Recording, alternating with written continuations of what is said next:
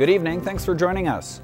Saturday was a landmark day for the village of Kitscoty as it celebrated its 100th birthday and did so in regal fashion. The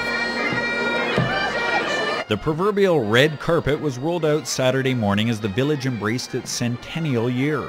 A parade showcasing the community's ties to farming was the centerpiece of the day. And naturally, as with any good parade, candy was doled out generously and heroes from the past were honored. It's really important to just remember those who have built what we have today. And Kitscoty's been around 100 years as a town, longer as a farming area, and you know, there is a lot of history here. The event gave locals a chance to reflect on what their community means to them. Wow, I can't believe 100 years. I'm hearing stories of things that used to be here, like a hardware store, at the meat store that's here now, and it just amazes me. And befitting the historic occasion, people of all ages got involved. What's the best part about it? The floats, like throwing out balloons. How many parades have you been in? Probably about 3. How many parades have you been in? 3. I've been in the Kitscoty area all my life. And what are the plans for the next 100 years? I don't know. I won't be here by then. And of course, no milestone could properly be acknowledged without a ribbon cutting. Dignitaries, including Benoit and MLA Lloyd Snellgrove, gathered for the opening of Kitscoty Centennial Park. But the true spirit of the day came through in the spontaneous joy exuded during the parade. It's the best place ever. If I live that long.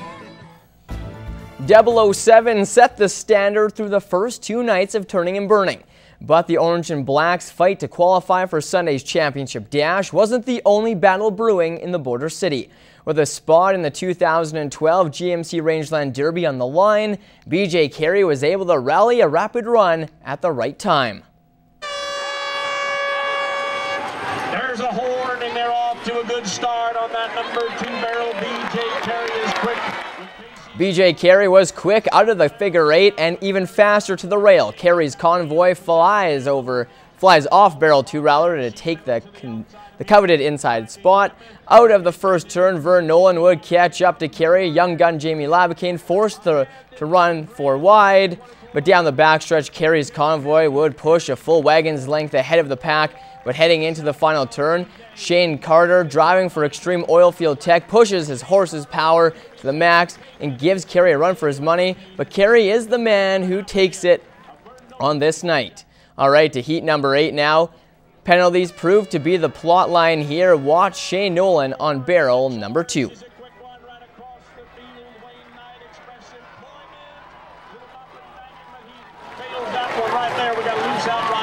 But up the middle of the track goes Russway Construction and Roger Moore. I'll bet you the loose outriding horse wins this race. That horse could end up costing Shane Nolan a spot in the 2012 Rangeland Derby. Dallas Dick was the outrider that couldn't mount his horse in time and safely. 007 gets back to his winning ways in this one. He starts off clean and makes sure to finish fast. Rogers' lengthy lead was too much for Ray Mitsuing, Shane Nolan, and Wainwright. That's how they pass the post, and that's how the Orange and Black goes 3 for 3. Here's a look now at the top times from last night. More importantly, 3 key battles to watch for tonight. Number 1, Roger Moore and Brian Labicane, who will earn the number 4 spot in Sunday's championship dash. Number 2, can or will Devin Mitsuing edge out Logan Gorst for 2nd place? And number 3, will Shane Nolan be able to qualify for Calgary? BJ Carey is breathing one big sigh of relief as he should be at the Calgary Stampede next summer. It felt good. I needed it to solidify a spot in Calgary, and I got it done. It's a sigh of relief, yeah. I still have one more night to run for it, so I got to be clean tomorrow night. If I'm not clean, you never know what could happen. It is a big relief. It takes a lot of stress away for sure. It's only the middle of August and it already feels like hockey season. Well over 80 kids were on the ice today trying to make an impression as the Lloydminster Bobcats officially opened up training camp. For one Orange and Black veteran, his plate is full this weekend. It's great to be on the ice. It's great to get going again. Hockey season's officially here. The Colonel and his scouting staff had a busy offseason. The record number of potential players at camp has made the Cats bench boss's job more challenging. They did a remarkable job as far as some of the talent we have here. It's going to be some very tough decisions, and I mean that, some real tough ones. No player at camp has a spot locked up, not even any of the vets. Casey Knight is one of those players battling to get his job back. The CPCA outrider is logging double duty this weekend.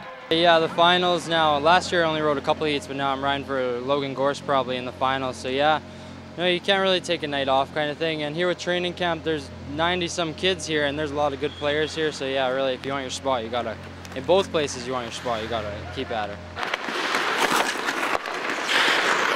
For most, either trying to crack the Bobcats lineup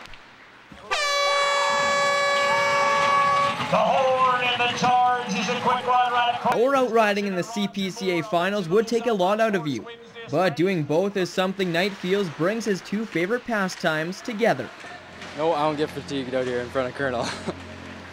No, he's been pretty good about letting me go back and forth kind of thing. Like with some coaches, they probably wouldn't even let me outride all summer, but Colonel's pretty good about that, and I appreciate it.